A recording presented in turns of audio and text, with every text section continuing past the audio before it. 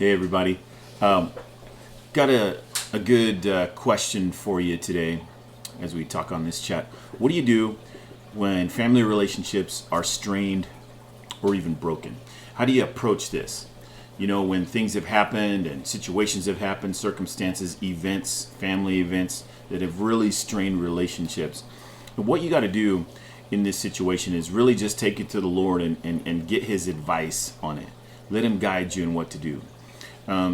The one thing that you cannot do is come underneath the weight of the pressure and carry that load of family relationships. It could even be your kids, could be your parents, could be your spouse.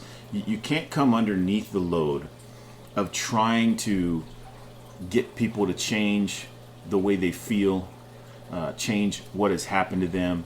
You can't change those things, but what you're trying to do is you're trying to get them to come to a place of understanding and forgiveness in those areas. But that isn't always possible right away. So what you want to do, don't come underneath the burden, but instead give that burden to the Lord. That means you're taking all of those people, you're putting them in the hands of the Lord, and you're saying, okay, God, I cannot do anything here. I've tried and nothing's working. So I'm giving that to you. And then you just begin to pray. You just begin to pray. Say, God, move on their hearts whenever you want, however you want. Sometimes what you have to do is allow family members to go their own way. Sometimes they'll just go their own way and they don't want anything to do with you. And sometimes you just need to release them to the Lord and say, you know what, I love them, but it's not a good time right now to begin to pursue anything at this moment. And you just give them up to the Lord, and then you just begin to pray. Pray that God's going to bless them. Make sure that your heart is right. Make sure that you can pray blessing on them. And then when that blessing begins to happen, that you can be happy for them living and walking in it. That's how you really know that something's really changed in your heart. When you can bless somebody, see them walking in the fruit of the blessing, and then be happy for them as they are. Now if there's barbs in there, you can't really, you're struggling to even pray. You don't want to see any kind of blessing happen in their life whatsoever. You'd rather see the opposite.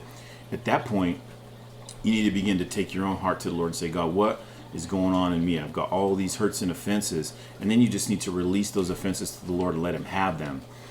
Because until our heart gets cleaned up on how we see them, it's really hard to pray blessing for them. Even when you're wronged, when things have happened, things have been said, things have been done, you just say, God, give me a heart that's capable of loving these folks. And He'll begin to birth that in you.